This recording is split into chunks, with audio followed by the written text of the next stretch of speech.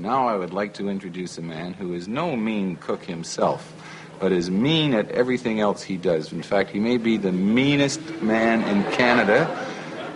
I don't want to be disagreeable, but first of all, I'd like to straighten you out in one thing, Zowski. I haven't even said your name, Kiniski. They know who I am. They don't know who you are. You're nothing. If Prime Minister Trudeau were to walk down the street, they'd say, the guy with the crew cut is Kiniski. I don't know who the other fellow is.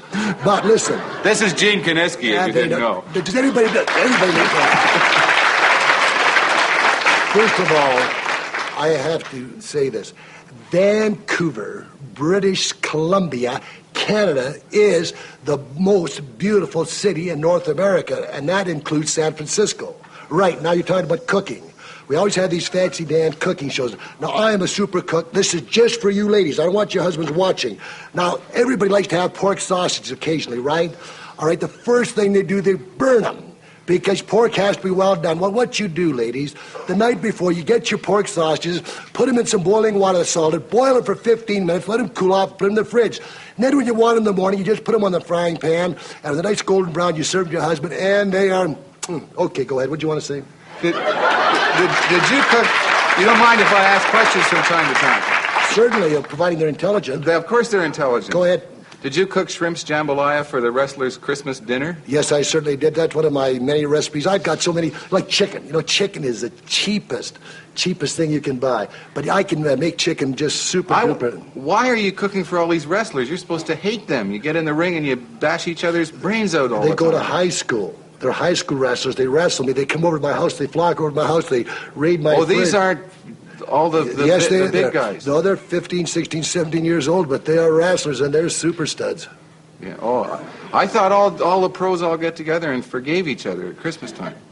Well, I probably do, but I don't forgive anybody. I carry a grudge. In fact, any grudge I have, I'm going to carry to my grave. And if you get smarter with me, I probably never forgive you, Peter. You think that would scare me for 1 minute? No, I don't believe in frightening anybody. When I say I'm going to do something, I just go out and do it. You're a little nervous right now. I noticed you're twitching and shaking and shivering. Hold out your hand. Look at this, how cool I am. Here we are on national TV. Two fellow Canadians look at you shaking like a leaf. You need a tranquilizer. You'd be shaking too if you were sitting next to you. Here, come on. I'll have to go along with you, Peter, because at times I've been known to be quite violent. Right. Violent, yes. But the fans here in Toronto got back at you one night. On numerous occasions, they've gotten back to me, but that is one of the hazards of my chosen occupation or profession. I feel like when you go in the coal mine, hey, the odds of getting killed are twice as high as any other profession. But nobody feels sorry for the coal miners, but we all feel sorry for the police department, those guys that give those speeding tickets, you know. Tony Benefit's doing a benefit concert for them. So? They're nice. They must be nice guys. What makes you think they're nice guys? They've always been nice to me. You know what happened to me? I was having coffee before the show. I am not lying. I would never lie to my fellow Canadians. I'm having coffee at a Greek restaurant, mind you. Two officers of the law come walking. They know who I am. I'm sitting there. So they had two coffees. So the proprietor said, no, boys, it's on the house. I said, well, thank you. So right away, my first thought is, they're on the take. And then those two fellows were probably giving me a ticket. You know, but hey, they took the coffee without putting down the quarters. You should never do it. Once you take 2 bits, then it's 50 cents, and then it's $1, $2, and all of a sudden say, why not go for the big bundle, millions? You know, we have scandals every day, you know, right? Did you pay for your coffee? 80 cents. 80 cents for a cup of coffee? I had a piece of pie, too. What about the night? Well, I want to talk about Toronto fans, because didn't they set fire to the ring one night to get after you? Oh, Peter, I'll tell you something. Picture is worth 1,000 words. There's a film clip. Dick Hutton was wrestling Whipper Billy Watson. It's probably in the archives. This had to be about 1957. And the chairs were flying. Oh, it's just a horrible situation. I just don't know why they want to desecrate the Lord's temple, because my body is the Lord's temple. Therefore, I always have to protect my temple. But it was just one of those deals. But on numerous occasions, they've tried to set me on fire and mutilate my body. And it is sometimes I wonder, you know, and as strange as it may seem, I cannot stand crowds unless there are at wrestling matches. Are the fans here really hate you? No. Yes, they do, Gene. No, really, no. Well, I see how steady my hand is right now. Loving. Do you folks hate me? Yeah.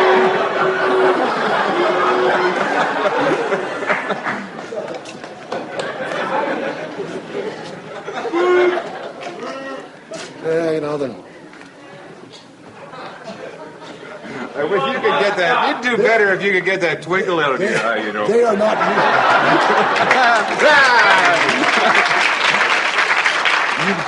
How many fights did you have with Whipper Billy Watson, the real hero of Toronto fans? You mean God? Yes. I used to call him God.